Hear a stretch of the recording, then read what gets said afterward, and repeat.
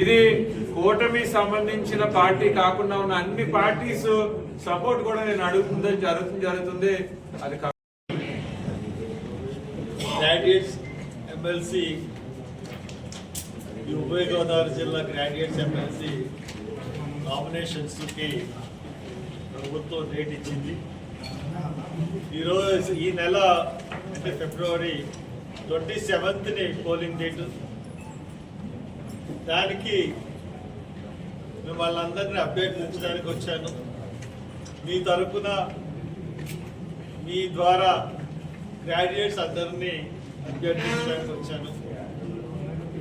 ఎందువల్లంటే అబ్బాయి జీవి సుందర్ ఈ గ్రాడ్యుయేట్స్ ఎమ్మెల్సీ కింద కంటెస్ట్ చేస్తా ఉన్నాడు.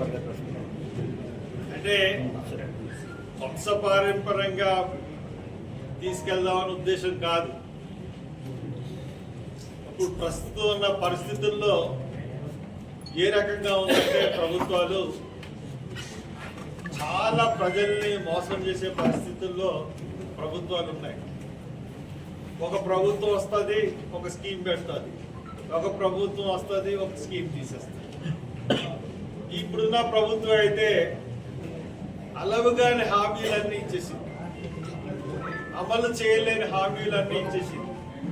పాత గవర్నమెంట్. అందరికీ నమస్కారం అండి. నేను జీవి సుందర్, అమలాపురం మాజీ పార్లమెంట్ సభ్యులు హర్ష్ కుమార్ గారు అబ్బాయి. నాన్నగారు చెప్పినట్టుగా ఈస్ట్ వెస్ట్ గోదావరి గ్రాడ్యుయేట్స్ నియోజకవర్గం నుంచి నా ప్రాతినిధ్యం వహించడానికి ఒప్పుకొని మీ అందరి ముందుకి గ్రాడ్యుయేట్ ఎమ్మెల్సీ కంటెస్టెంట్గా వచ్చాను. అయితే నన్ను ఈస్ట్ వెస్ట్ గోదావరి గ్రాడ్యుయేట్ ఎమ్మెల్సీగా నేను పోటీలో నించోబెడతాను అని నాన్నగారు నాకు చెప్పిన తర్వాత నేను ఒకటే ఆలోచించుకున్నాను. నాకు యూజువల్గా ఏ పని చేసినా కానీ కొంత హోంవర్క్ చేసుకోవడం అలవాటు. ఆ హోంవర్క్లో భాగంగా నా ముందు పోటీ చేసి నగ్గిన ముగ్గురు గ్రాడ్యుయేట్ ఎమ్మెల్సీల యొక్క పనితీరు రైట్ టు ఇన్ఫర్మేషన్ యాక్ట్ పెట్టుకుని తీయించుకోవడం జరిగింది.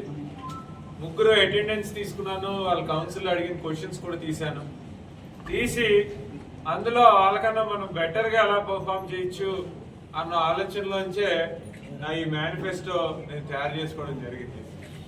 ఇందులో నాకన్నా ముందు పనిచేసిన వాళ్ళు ఏ పాయింట్స్ మిస్ అయ్యారు అని చూసుకుంటే కనుక నా ముందు పనిచేసిన వాళ్ళందరూ కూడా అంటే ఒక ఇద్దరిని చెప్తాను. వాళ్ళు గ్రాడ్యుయేట్ కాన్స్టిట్యున్సీ అనగానే ఎంత ఖర్చు పెడతారు అన్న ఆలోచన వస్తుంది. లేదంటే నా ముందు జస్ట్ 2019లో కమ్యూనిస్ట్ పార్టీ నుంచి ఎన్నికైన ఆయన గ్రాడ్యుయేట్ సమస్యల గురించి తక్కువ మాట్లాడారు, ఎక్కువ ప్రభుత్వ ఉద్యోగస్తుల గురించి మాట్లాడారు.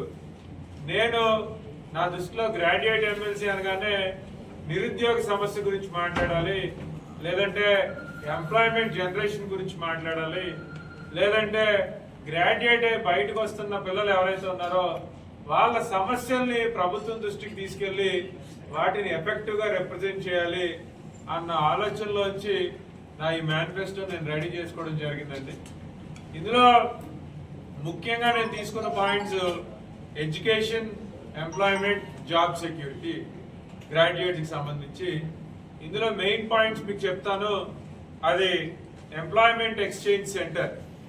ఈ ఎంప్లాయ్మెంట్ ఎక్స్చేంజ్ సెంటర్ ద్వారా నిరుద్యోగులు లేదంటే గ్రాడ్యుయేట్ చదివి బయటకు వస్తున్న పిల్లలు, విద్యా సంస్థల్లో గ్రాడ్యుయేట్ చదువుతున్న పిల్లల యొక్క స్కిల్ సెట్స్ ఈ ఎంప్లాయ్మెంట్ ఎక్స్చేంజ్ ఆఫీసర్ తెలుసుకుంటాడు.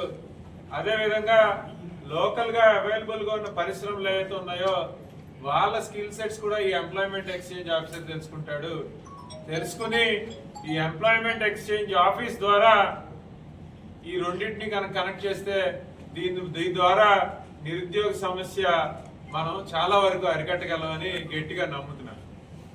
అదేవిధంగా జాబ్ మేళా అని ఒకటి పెడుతున్నాను. ప్రతి పార్లమెంట్ నియోజకవర్గంలో ప్రతి సంవత్సరం మెగా జాబ్ మేళా పెడదాం అనుకుంటున్నాను. అది కూడా ఈ ఎంప్లాయ్మెంట్ ఎక్స్చేంజ్ ఆఫీస్ ద్వారానే.